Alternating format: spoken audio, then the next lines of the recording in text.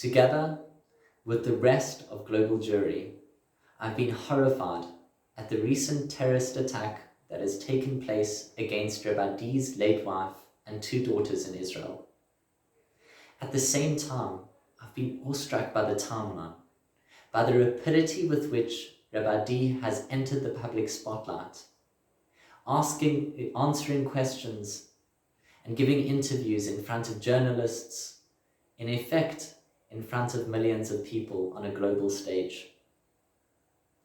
On so many accounts, Rabbi D seems to be an incredible person who is imbued with a deep sense of emunah, of faith.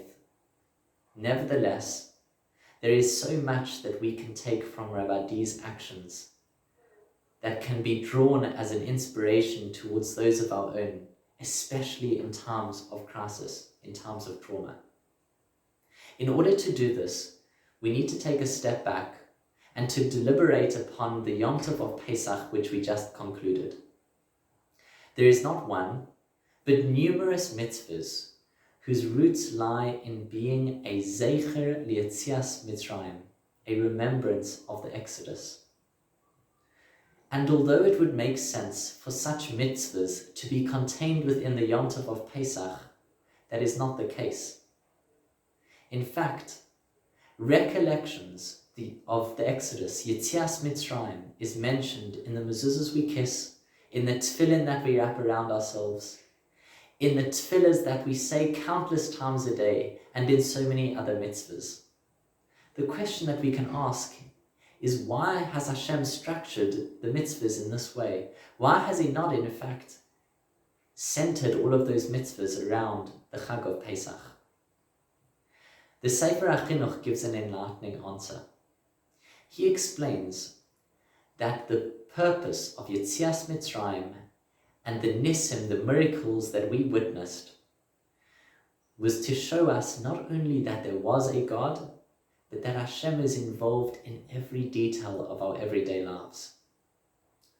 This lesson was so fundamental, explains the Sefer HaChinuch, that we couldn't just keep it within the Yom Tov of Pesach. We have to have multiple mitzvahs across every day of our lives to commemorate this historic event of Yetzias Mitzrayim and to teach us this fundamental lesson. And in this regard, the Sefer HaChinuch says perhaps one of his most famous lines. He explains that Adam nifal kefi pu'ulosav, that a person is influenced by their actions.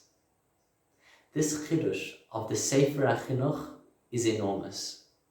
He is in effect telling us that whilst it's important to intellectualize, to feel our emotions, at the same time, and this is counterintuitive, the first step towards growth, towards changing ourselves, comes through action, with the belief that our hearts, that our emotions will follow. Rabbi Norman Lamm echoes this sentiment when analyzing one of the last lines of the Shmoneh Esrei. Yihiyu l'ratzon imrei fi v'hegyon libi lefanecha. Looking carefully at the order, Rabbi Norman Lamm explains that it's purposeful.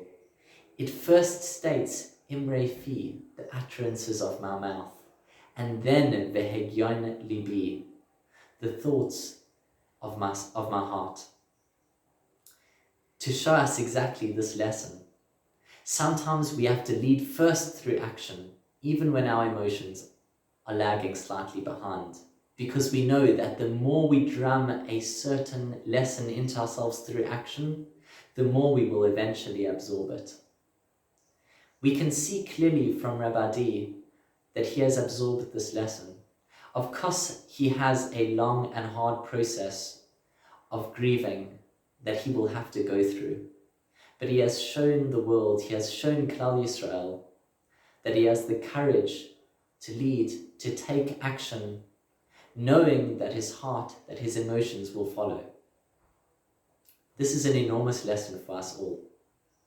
And we can take courage and we can console ourselves in times of crisis that doing those everyday acts, going to the shops, caring for our children, doing simple mitzvahs is not a small thing.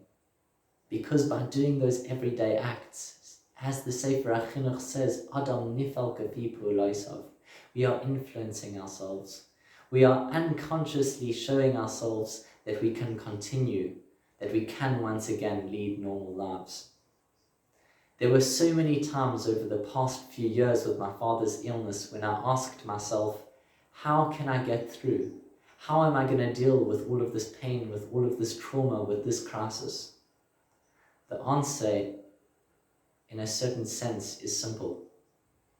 You can't, but through action, you can change yourself to become a person that can.